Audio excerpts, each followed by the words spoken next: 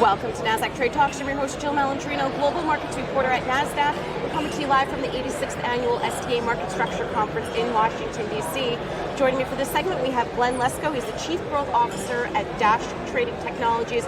We're going to discuss trends impacting the buy and sell side communities. Glenn, it's great to have you with us on set at STA, and you're probably best known for your options trading platforms, and the market's been pretty hot in the derivative space. What's driving that volume?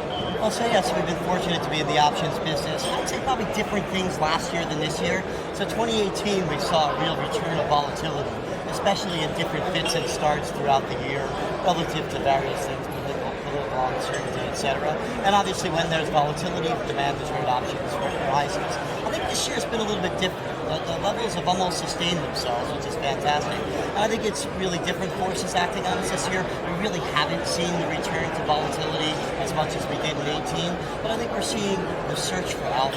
I think from retail investors to large institutions, alpha is getting harder to come by, and people are using the options market as a tool to get more alpha out of their investments. All right, now Dash is bigger than options, and you've invested heavily in the equity side of the business. Tell us more about that. Sure, so Dash has been in the equities business since our inception in 2011, but we really took off in the options space. So we've always had a fantastic equity product.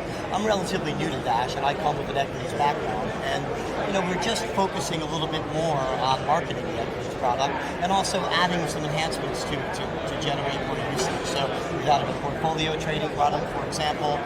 We've increased the intelligence of our trading algorithms, and with MiFID II and some of the regulation that's out there, there's a real focus from the buy side and sell side in terms of finding best execution. We feel like we've got the electronic tools. All right, now in the spring you acquired eRoom Securities. It's introducing Prime Broker. How is the integration of that business going, and where do you see Prime Brokerage, that entire space, headed? Yeah, so specifically in regards to eRoom and where we are, eRoom is a prime introduction firm. It's also a supplier of technology and solutions to clients who need prime services. So eRoom covers, and they're now rebranded as Dash Prime. They cover a universe of clients that needs prime brokerage services. They need technologies that we supply. They need scale to deal with vendors. So it's really one-stop shopping for all the needs of, say, an emerging hedge fund or of a trading shop. All right, so at STA, we're all gathered here to talk about market structure challenges and opportunities. What changes would you like to see with market structure? I think in some ways we're going into a good direction. In some ways, we have some challenges. I think on the positive side, we're all about transparency at Dash, and that's how we got into the business. We show our clients a lot of transparency in terms of how we're addressing the market. And I think under the current regime, that's been a big focus. CAT and with the 606 reporting, I think that's moving in the right direction.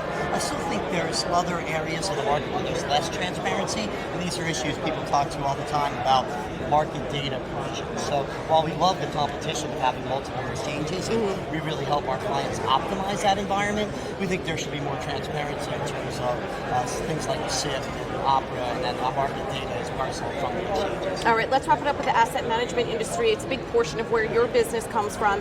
What trends do you see impacting the buy-side trading community now and going into 2020? Well, there's just a few really big mega trends there. So the biggest one is the shift from active investment to passive investment. So you're seeing a lot more assets under management in passive and quant funds, which is less people intensive. So it's a real challenge for the people, and also there's a real challenge in terms of profitability. The active funds have come under a lot of pressure. So not only is their AUM been under pressure, but their fees have been under pressure. So automation is really key. The buy side really needs solutions to help them automate and optimize their trading and to be less human reliant. All right, thank you so much, Glenn, for joining us at STA. And thank you for joining me on Trade Talks. I'm Jill Malandrino, Global Markets Reporter at NASDAQ.